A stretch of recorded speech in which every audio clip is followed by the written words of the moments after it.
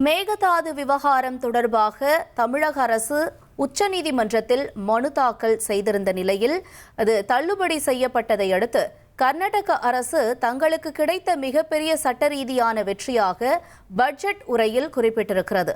மேகதாது திட்டம் தொடர்பாக தமிழக அரசின் மனுக்கள் தள்ளுபடியானதை சட்ட வெற்றியாக பட்ஜெட் உரையில் கர்நாடக அரசு தெரிவித்திருக்கிறது. முக்கிய செய்தியாக நாம் பார்த்து கொண்டிருக்கிறோம். விவரங்களோடு செய்தியாளர் பாரதி ராஜா இணைந்திருக்கிறார். பாரதி ராஜா, வணக்கம். தொடர்ந்து திருத்தப்பட்ட அறிக்கை மிக விரைவில் மத்திய அரசுக்கு அனுப்பி வைக்கப்படும் சொல்லியிருக்காங்க. புதிய அறிக்கையும் தயாரிக்கப்படும் சொல்லியிருக்காங்க. இந்த விவகாரத்தில் இதற்கு முன்னாடி நடந்தது என்னன்றதையும் விரிவா தெரிஞ்சுக்கலாமா? கண்டிப்பாக மேகதாது பகுதியில் அணை கட்டணும், பெங்களூர் குடிநீர் தேவைக்காக, அதே போல மின் உற்பத்தி, இந்த ரெண்டு காரணங்களை முன்வைத்து அணை கட்டணும் அப்படின்னு கர்நாடக அரசு முடிவு செஞ்சது. இதற்காக காவிரி மேலாண்மை ஆணையத்திலையும் அவர்கள் இதை விவாதிக்கணும் அப்படின்னு சொல்லியிருந்தாங்க. மத்திய அரசுக்கும் திட்ட வரைவு அறிக்கையை சமர்ப்பித்திருந்தாங்க.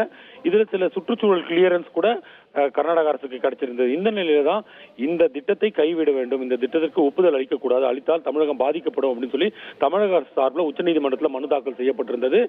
இந்த மனுக்கள் தள்ளுபடி செய்யப்பட்டதை தொடர்ந்து கர்நாடக அரசு இந்த பட்ஜெட் உரையில மேகதாது விவகாரம் தொடர்பாக அடுத்த அறிவிப்பை வெளியிட்டிருக்கிறது.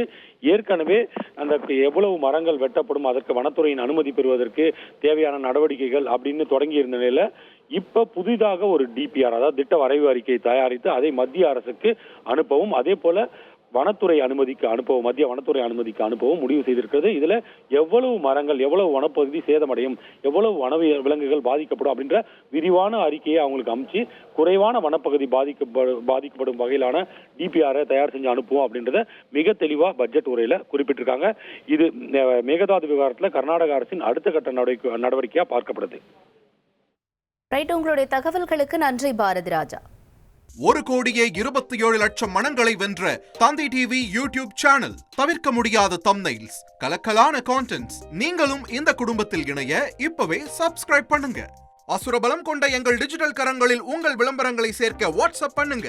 8939888838. Email advtthanditv@dttv.in.